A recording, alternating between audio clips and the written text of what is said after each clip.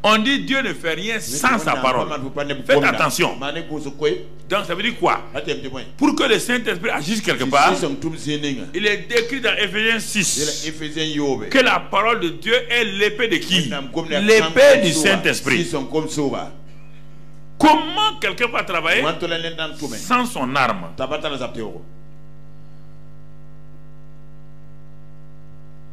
Il va travailler comment? Donc Paul, comme il est dans 1 Corinthiens 3, 6, il dit clairement là-bas, moi j'ai sémé, Apollos maintenant qui est éclairé là, dans Actes, Apollos n'est pas éclairé. Dans les épîtres, Apollos a changé. Parce que Paul a été en contact avec lui. Il lui a dit, j'ai trouvé tes disciples là-bas. Ça ne va pas. Donc toi maintenant tu as un problème. Pasteur Apollos, tu as un problème. Et Apollos s'est changé. Maintenant il devient un partenaire de Paul. 1 Corinthiens 3, 6, Paul dit, j'ai planté, Apollos a arrosé, et Dieu a fait croître. Ah, ils peuvent travailler ensemble maintenant.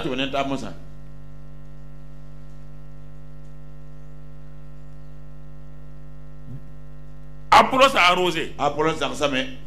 Avant, Apollos ne pouvait pas arroser. Puisque lui n'a pas de semence. Il va arroser comment? Il va arroser comment? Maintenant qu'il est rentré dans la réalité de la parole, Apollos peut arroser.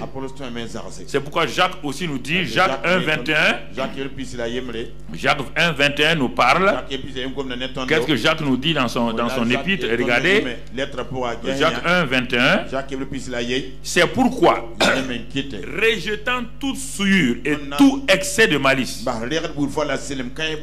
recevez avec douceur la parole qui a été plantée en vous et qui peut sauver vos âmes. Recevez la parole qui a été plantée en vous.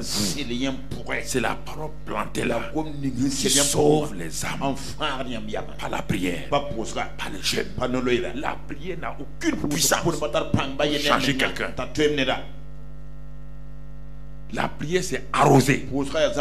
Si tu arroses un sol qui n'est pas ensemencé, l'herbe va pousser, l'épine va pousser. Arrêtez de faire des prières, et il n'y a aucune semence dans les gens. C'est pourquoi l'herbe pousse dans leur vie. C'est pourquoi les épines poussent dans leur vie.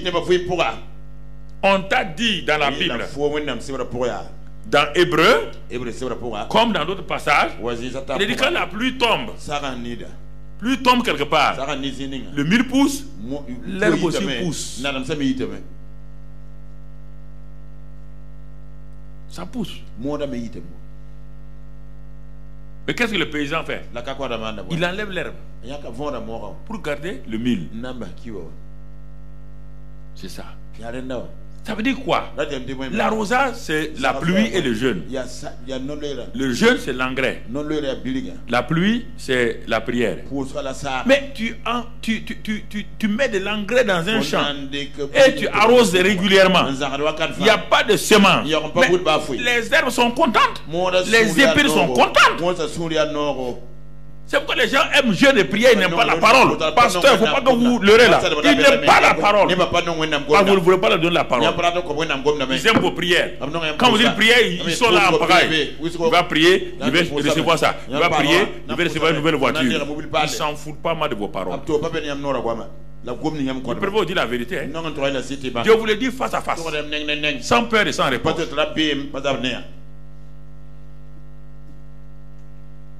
Ils aiment vos prières, mais ils n'aiment pas la parole. Quand une femme vient, vous vous priez pour que mon mari soit sauvé. Si tu as le discernement, regarde la femme là. Est-ce que tu es une femme soumise? Non. Mon mari là même, est-ce qu'on peut te soumettre? Et toi tu vas prier pour cette femme là, parce qu'elle est venue garer 4x4. Tu vas prier pour elle. Parce qu'elle a 4x4. Elle ne se soumet pas à son mari. Elle n'aime pas son mari. Elle est chrétienne. Son mari n'est pas chrétien. Elle veut que toi te pries magiquement. Priez magiquement pour que son mari s'abaisse devant elle. Elle ne montre pas l'amour à son mari. Elle est chrétienne. Son mari n'est pas chrétien. Elle ne montre pas sa vie chrétienne. Et toi, tu vas prier. Tu fais jeûne et prière. Que les femmes n'ont qu'à venir. Toi, tu es un ennemi de Dieu. Toi-même, pasteur, tu es ennemi de Dieu. Elle va changer comment? La prière va la changer comment? La prière là va la changer. Dis-moi, la prière là va la changer comment? La prière là va la changer comment?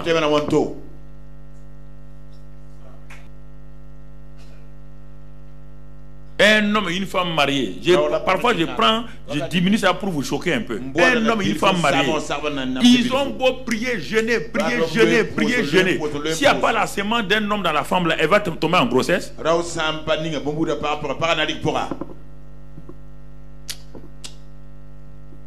Il y a des choses, il faut être honnête. Il faut être honnête avec vous-même. Tu t'assois dans ta chambre, comme moi je le fais. Je m'assois au bord de mon lit. Je dis moi-même, à haute voix, Mamadou Karambiri, si tu es insensé, ça te regarde. Si tu es fou, ça te regarde. Si tu te trompes, c'est l'enfer pour toi. Je me lève, je me change moi-même. Pas besoin que ma femme vienne me parler. J'ai une bouche. Je me parle à moi-même. J'ai une oreille. La foi vient de ce qu'on entend. Ma foi vient de ma propre bouche. Ce que je fais,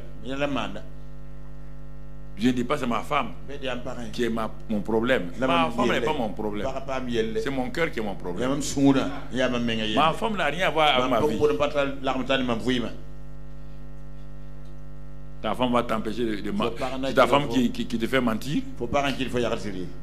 Quand tu mens, tu trompes les gens, c'est ta femme qui est là-bas. Il faut arrêter de mentir. Ta femme n'est pas dans cette affaire. Sois honnête. Assois-toi et regarde toi-même.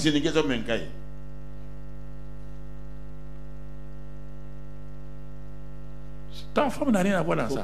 C'est la parole. Ouvre-la. On dit c'est un miroir. C'est un miroir. Dès que tu l'ouvres, tu es en train de regarder ton visage. Chaque matin, toi un homme intelligent, toi une femme intelligente, chaque matin, tu regardes le miroir, tu obéis au miroir. Le miroir te parle. Chaque matin, le miroir te parle.